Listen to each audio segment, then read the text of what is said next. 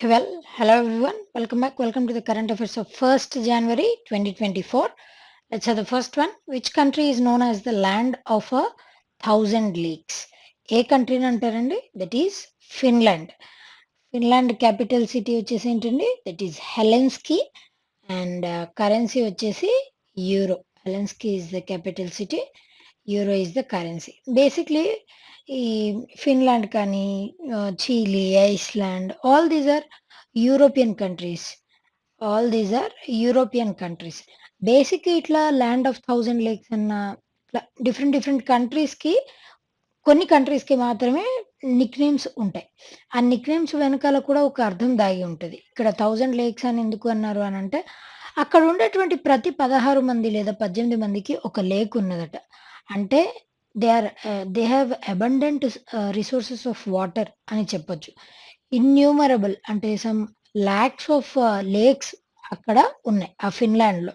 అందుకోసమే దాన్ని land of 1000 lakes అని చెప్పేసి దానికి పేరు. అట్లా ఇట్లా నిక్ నేమ్స్ ఏమన్నా ఉన్నప్పుడు they are considered as utmost important కాబట్టి ఈవెన్ ర్వాండాని ర్వాండా దీనిని ఏమని పిలుస్తారండి అనంటే land of 1000 hills. Land of 1000 hills అని ర్వాండాకి పేరు. అదేవిధంగా ల్యాండ్ ఆఫ్ పోయెట్స్ చీలీకి ల్యాండ్ ఆఫ్ పోయెట్స్ అన్న నిక్ నేమ్ ఉంది. ఐస్లాండ్‌కి land of fire and ice. Fire and ice. Fire and ice దానికి ఆ పేరు. స్విట్జర్లాండ్‌కి land of milk and honey. స్విట్జర్లాండ్‌కి land of milk and honey అన్నటువంటి నిక్ నేమ్ కలదు. అదేవిధంగా global level land of rising sun అని దేనికి పేరండి? ల్యాండ్ ఆఫ్ రైజింగ్ సన్ జపాన్‌కి పేరు. అదే మన ఇండియాలో కన్సిడర్ చేసినట్లయితే అరుణాచల్ ప్రదేశ్‌ని land of rising sun in India అంటామనమాట. అండ్ హోలీ ల్యాండ్ అని దేనికి పేరండి? హోలీ ల్యాండ్ అని ఏ దేశాన్ని అంటారు? ఇజ్రాయెల్‌ని హోలీ ల్యాండ్ అని అంటారు. Land of smiles. Land of smiles అని దేనికి పేరు? ఏ కంట్రీకి? థాయిలాండ్‌కి. థాయిలాండ్‌కి పేరు. Land of blue sky Mongolia is considered as land of blue sky. Land of morning calm దేనికి పేరండి అనంటే సౌత్ కొరియాకి పేరు. మన ఇండియాలో కూడా డిఫరెంట్ డిఫరెంట్ అంటే ఒక్కొక్క సిటీకి ఒక్కొక్క నిక్ నేమ్ ఉంటది. డైమండ్ సిటీ అని సూరత్‌ని అంటాం.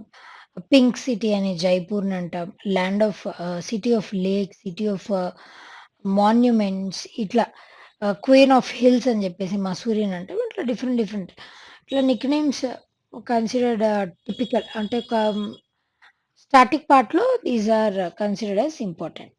Clear? Right. Next one. Who has been appointed as director general of fire services, defence, civil defence and home guards. ఎవరిని అపాయింట్ చేశారండి? వివేక్ శ్రీవాస్తవ గారిని అపాయింట్ చేశారు. బేసిక్లీ ఈయన 1989 బ్యాచ్ ఐపీఎస్ ఆఫీసర్. గుజరాత్ క్యాడర్‌కి చెందినటువంటి 1989 బ్యాచ్ ఐపీఎస్ ఆఫీసర్.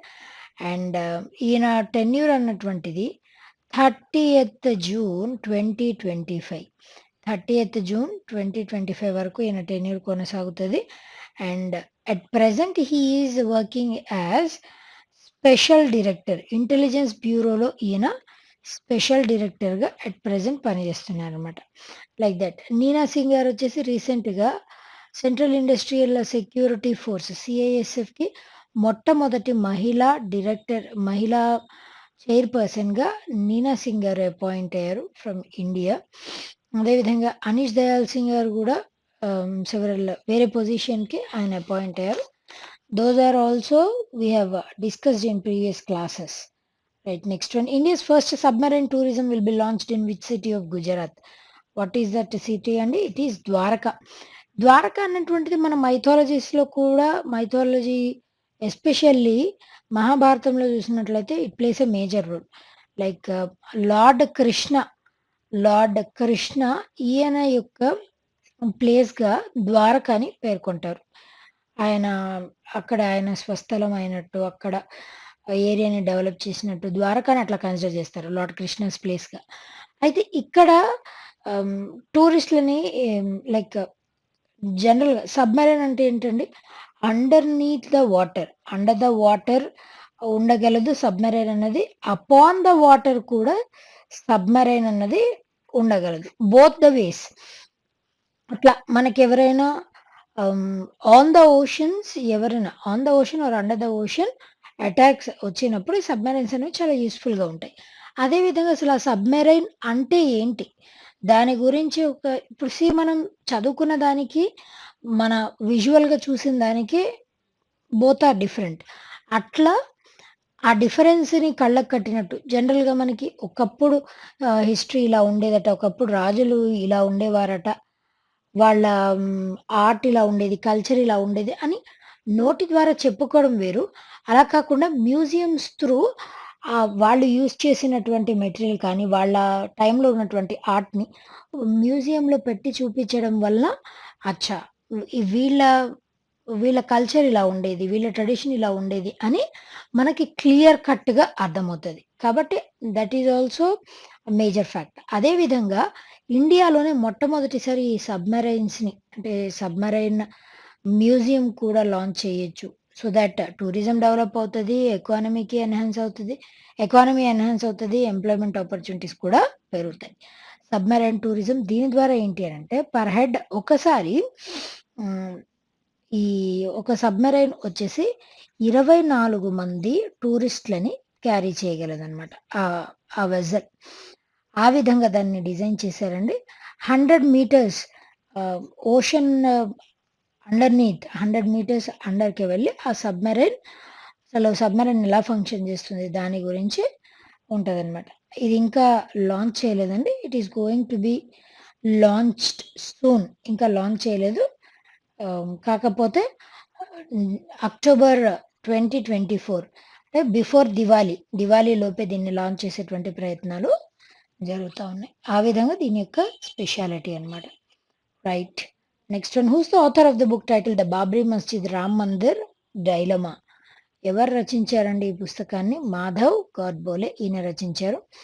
బాబ్రీ మస్జిద్ ఇప్పుడు ఇదివరకు అంటే సమ్ డికేడ్స్ నుంచి ఉన్నటువంటి లాంగ్ నుంచి ఉన్నటువంటి హిస్టరీ బాబ్రీ మస్జిదా లేదంటే అక్కడ రామ్ మందిరా అని చెప్పేసి దాన్ని కూల్చి మళ్ళీ వేరే దాన్ని కన్స్ట్రక్ట్ చేయాలని చాలా అప్పటి నుంచి గొడవలు జరుగుతూనే ఉన్నాయి. అయితే ఆ Babri Masjid verdict earlier ah, earlier some 1, 2 years back Babri Masjid ah, verdict release అయింది. అంటే జడ్జిమెంట్ పాస్ అయింది. దాని తర్వాత అక్కడ కన్‌స్ట్రక్ట్ చేసినటువంటి కట్టడం దాని వెనక అసలు ఏ విధమైనటువంటి హిస్టరీ ఉంది. బాబ్రీ మసీద్ డెమాలిష్ చెయ్యకముందు హిస్టరీ ఎలా ఉంది? డెమాలిషన్ చేసిన తర్వాత ఏ విధంగా ఈ రామ్ మందిర్‌కి రూపాంతరం చెందింది. దాని గురించి ఆయన మాధవ్ గారు ఒక 1 ఇయర్ సెబాటికల్ తీసుకొని మరి అంటే దాని గురించి రీసెర్చ్ చేసి, వాళ్ళతో మాట్లాడి అక్కడ వాళ్ళతో వాటన్నిటిని ఒక పుస్తక రూపంలో మన ముందుకు తీసుకొనొచ్చారనమాట. That is the Babri Masjid Ram Mandir dilemma book is all about. Right. Next one. The joint military exercise that is Desert Cyclone 2024 between India and which country will be held in Rajasthan? What is that country అండి? UAE. యూఏఈకి మరియు మన ఇండియాకి మధ్య జరిగేటువంటి ఇంకొక exercise వచ్చేసి ఏంటండి? Desert eagle. That is also there. UAE capital city Abu Dhabi and the currency is dirham. Dirham is the capital city. Dirham is the currency. Rajasthan capital city ఏంటండి? జైపూర్. దీనికే పింక్ సిటీ అన్నటువంటి నిక్‌నేమ్ కలదు. ఈ డిజర్ట్ సైక్లోన్ అన్నటువంటిది 2 John నుంచి 15థ్ John వరకు రాజస్థాన్‌లో conduct చేయనున్నారు.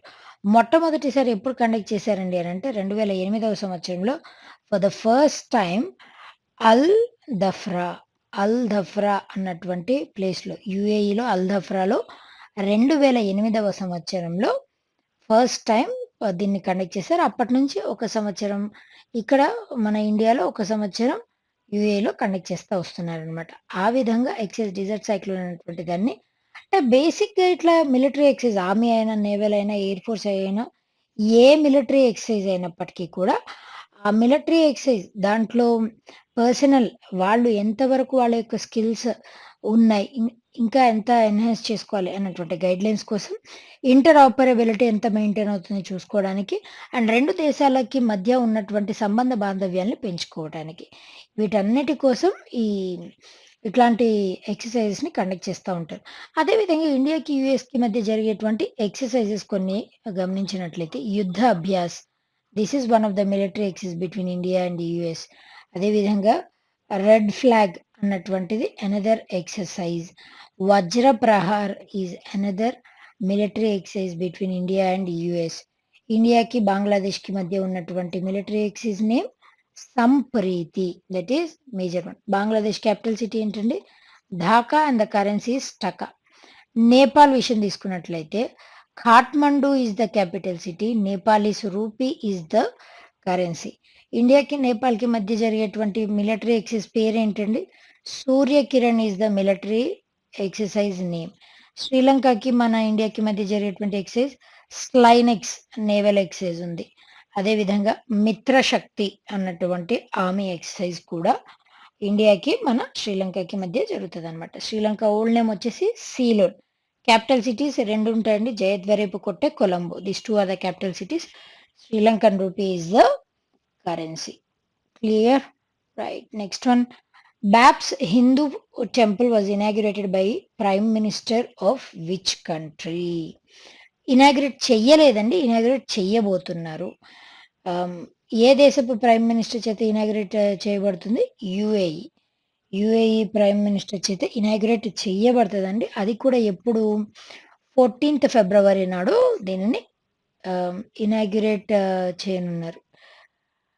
యూఏఈ ప్రైమ్ మినిస్టర్‌తో దీన్ని ఇనాగ్రేట్ చేయనున్నారు. బేసిక్‌లీ అక్కడ యూఏఈలో లార్జెస్ట్ హిందూ టెంపుల్ ఏది అనంటే ఈ బాప్స్ అన్నటువంటిది. బాప్స్ అన్నటువంటి temple basically this is a సంస్థ టెంపుల్.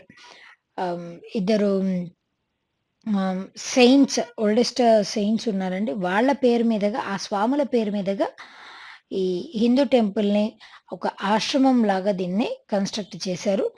అండ్ ఇదొచ్చేసి మేజర్‌గా ఈ టెంపుల్ లోటస్ ఫ్లవర్‌లో ఉండేటట్టు, లోటస్ ఫ్లవర్‌ని రిజెంబుల్ అయ్యేలాగా దీనిని బ్లాసమింగ్ లోటస్ ఫ్లవర్ లాగా ఉండాలని చెప్పి దీన్ని కన్‌స్ట్రక్ట్ చేశారు. ఇంకా ఏ విధంగా రూపుదాల్చుకుంది, ఆహ్, ఏ విధమైనటువంటి సర్వీసెస్ ఉంటాయి ఆ బాప్స్ అనేటువంటి హిందూ టెంపుల్ నుంచి, ఇవన్నీ కూడా మనం ఇనాగరేషన్ వరకు వెయిట్ చేయాల్సిందే.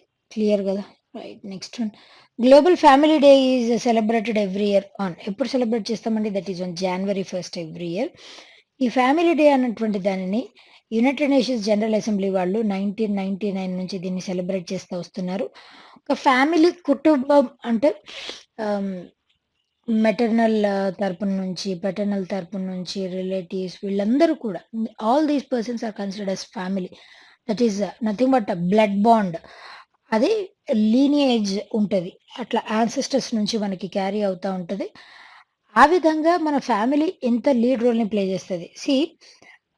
మంచి విషయాలు రావాలన్నా, అంటే ఫీచర్స్ కానీ, ఆ తెలివితేటలు కానీ రావాలన్నా ఫ్యామిలీనే. జీన్స్, హెరిడిటరీ అది. అలాగే జెనెటికల్ డిసీజెస్ రావాలి అన్నా, లేదు అనంటే క్రానిక్ డిసీజెస్ ఫ్యామిలీ లీనియేజ్ నుంచి రావాలన్నా కూడా ఫ్యామిలీనే. Both the ways that is helpful. మేజర్‌గా చూసుకున్నట్లయితే ఫ్యామిలీ ఆహ్, ప్రోసే ఎక్కువగా ఉంటాయి. ఆ విధంగా బేసిక్ అవేర్‌నెస్ అంటే డిఫరెంట్ ఒక ఫ్యామిలీలోనే పర్సనాలిటీస్ డిఫరెంట్‌గా ఉంటారు. దట్ రెప్లికేట్స్ వాట్ మన యూనిటీ ఇన్ డైవర్సిటీ. మన ఇండియాలో కూడా సేమ్.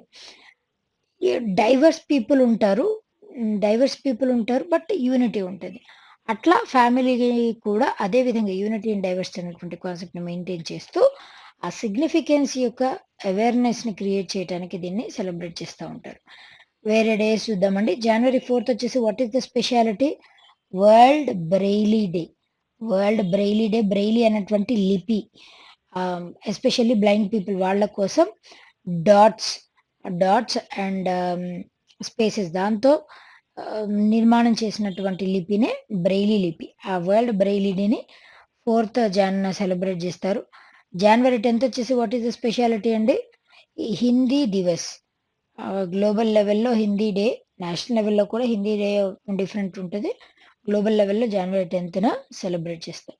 జనవరి 11థ్ ఎవరి డెత్ యానివర్సరీ ఉందండి అనంటే, లాల్ బహదూర్ శాస్త్రి గారు. లాల్ బహదూర్ శాస్త్రి గారి డెత్ యానివర్సరీని అబ్జర్వ్ చేస్తాం. 15థ్ ఇంకొక ఇంపార్టెంట్ డే ఉందండి. 15థ్ వచ్చేసి what is the speciality? Indian army day that is celebrated on 15థ్ జాన్యువరి. క్లియర్ కదా? Right. Next one. What is the interest rate of Sukanya Samriddhi scheme? Sukanya Samriddhi scheme ప్రస్తుత ఇంట్రెస్ట్ రేట్ వచ్చేసి ఎంతండి? 8.2.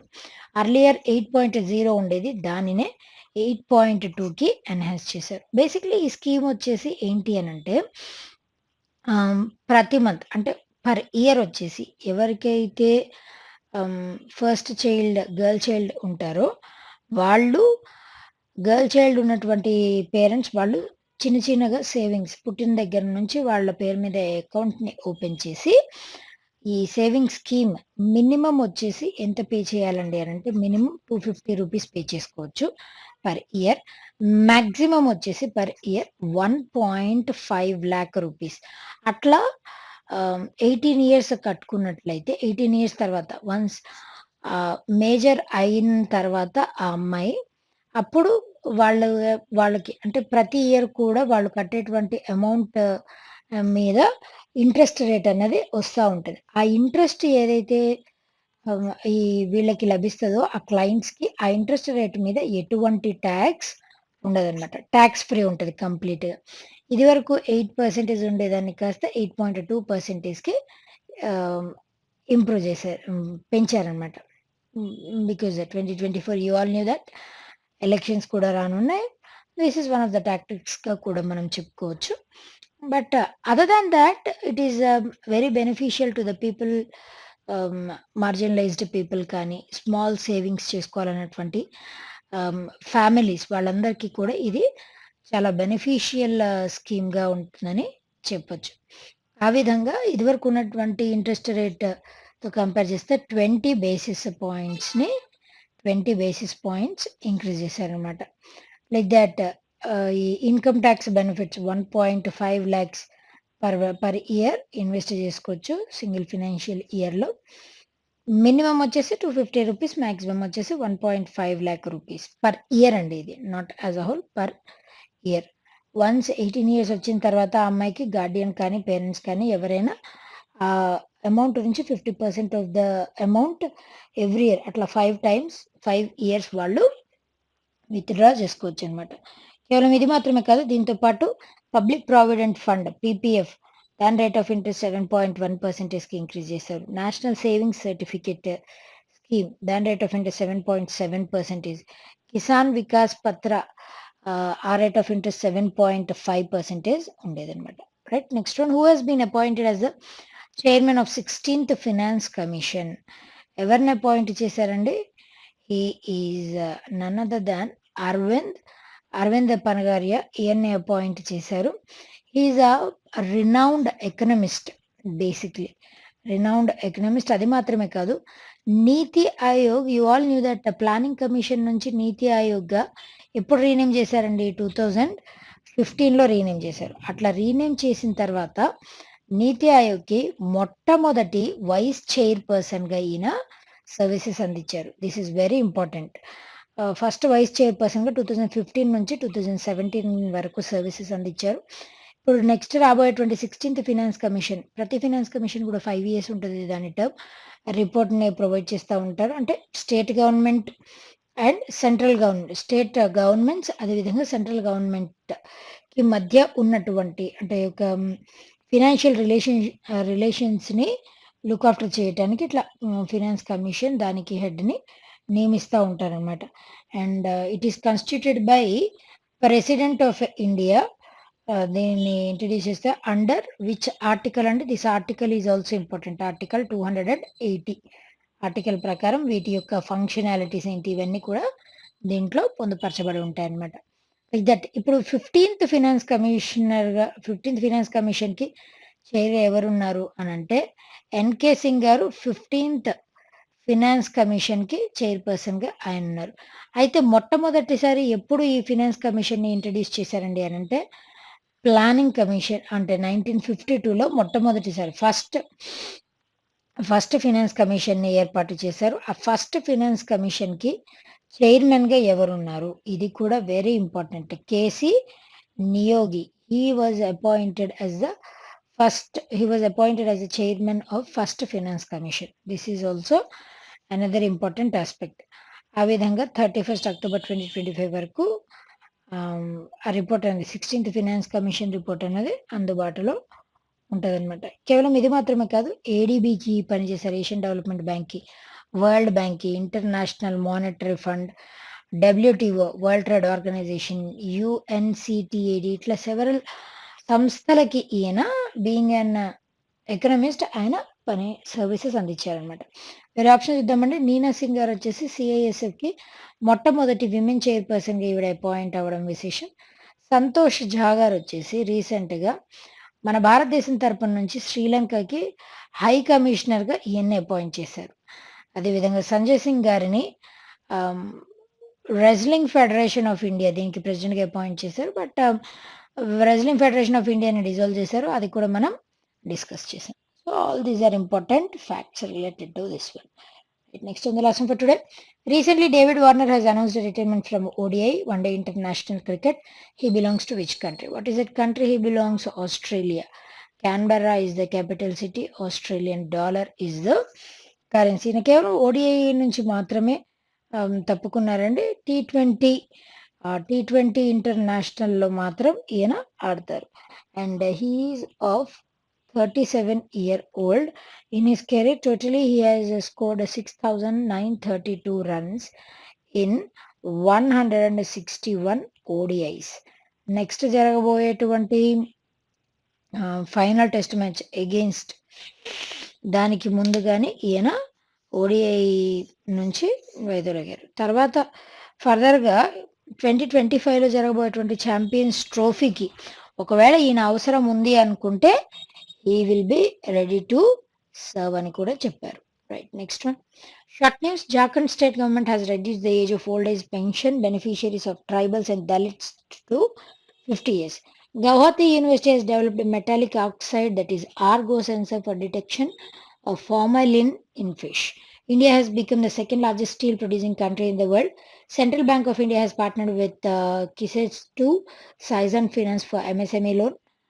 Felix Tshisekedi has been re-elected as the President of Democratic Republic of Congo. Indian Overseas Bank has introduced a savings account portability online scheme. Anand Singh has won the Girls Under 19 2023 Scottish Junior Open title at Edinburgh. Quick revision. Neena Singh, first Woman Director General of CISF. LP Hemant K. Srinivasulu, Man of the Year Award 2023. Bank of Baroda announced to sell 100% stake in subsidiary New Zealand partnership company. Deepika Padukone, ambassador of Hyundai Motor, on par with Bisleri Techno also. Gujarat state recognized as petrol capital of India. Argentina President Xavier Milei has formally declined country's membership in BRICS. NASA relaunched the God of Chaos mission to an asteroid approaching Earth. Pooja Dhanda, India wrestler, has been suspended for 1 year by the NADA due to 3 whereabouts failures. Right. Question of the day. Which language is not mentioned in the 8th schedule of the Constitution? If you know the answer, do comment in the comment section only. That's all for today. We'll be meeting again tomorrow. Until then, thank you.